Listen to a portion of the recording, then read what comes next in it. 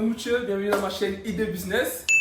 Encore, comme je vous l'avais dit, nous sommes dans la chaîne des leaders. Ici, on parle d'agro-business, d'agro-industrie, de tout business qui peut se faire en Afrique comme en Europe. Ici, c'est la chaîne des leaders.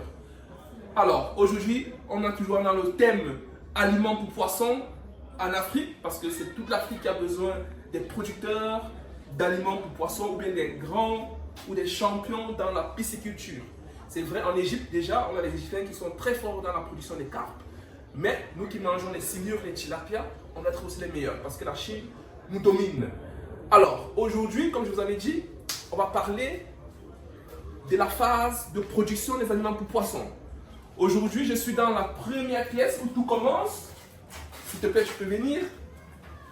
Ici, je suis en plein écrasage.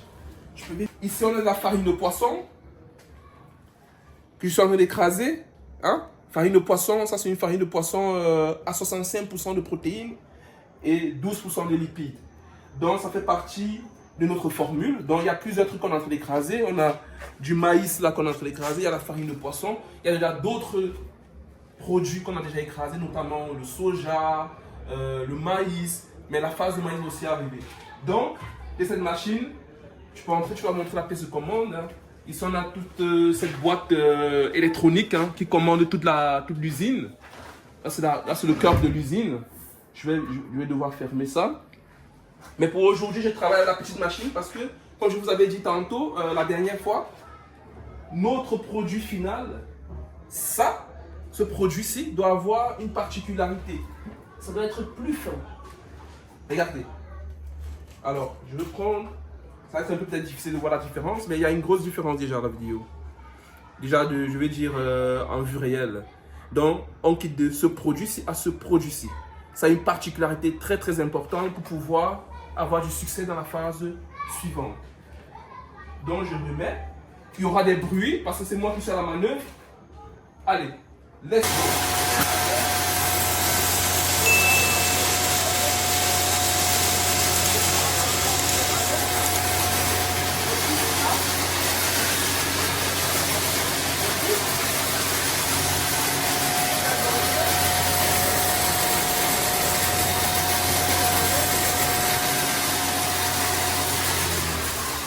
Quelques-uns vont me dire, mais celui-là, il est fou, quoi. Il a un truc en bas pour aspirer. Non. Je préfère ne pas travailler avec l'aspirateur parce que comme c'est une farine très délicate et j'utilise un moule, je vais dire un tamis aussi spécifique, il y a risque que ça parte étouffer la machine. Si ça étouffe la machine, je dois ouvrir la machine, perdre du produit par terre comme j'ai perdu là. Or, je vais éviter ça. Normalement, je veux contrôler l'entrée des produits dans la machine. Donc c'est pour ça que moi je contrôle avec ici. Mais quand j'ai les gros grains, tout ce qui est plus facile, alors ici je bouche et je travaille avec le bas qui aspire.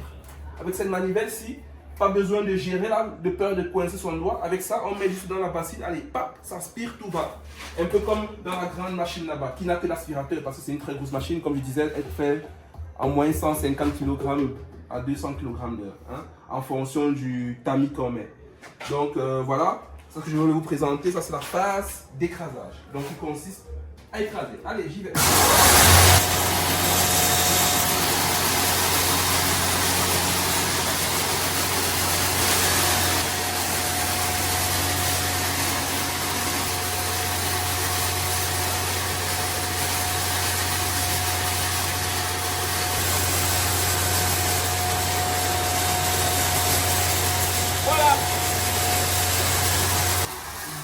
Comme on dit toujours en entrepreneuriat, rien n'est facile.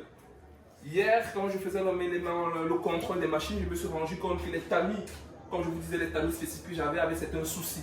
Donc j'ai dû aller chez celui qui fait la maintenance de nos machines pour trouver une solution pour que je puisse avoir ces problèmes avec ces tamis. Donc, c'est pour ça qu'aujourd'hui je commence très tard. Donc, pour aujourd'hui, je vous présente juste la phase d'écrasage. Pour la prochaine vidéo, je vous présenterai tout la suite du processus, comment on finit d'écraser, comment on mélange tout ce qu'il y a à faire, comment on pèse les aliments, comment on contrôle si on est avec un produit qui peut entrer dans nos machines, quels sont les critères qu'on utilise pour pouvoir sélectionner les produits qui vont aller dans la machine extrudeuse. Donc, Soyez scotchés, toujours dans la chaîne. Abonnez-vous, partagez. Appuyez sur la cloche de notification pour ne pas rater les prochaines vidéos. Allez, à bientôt.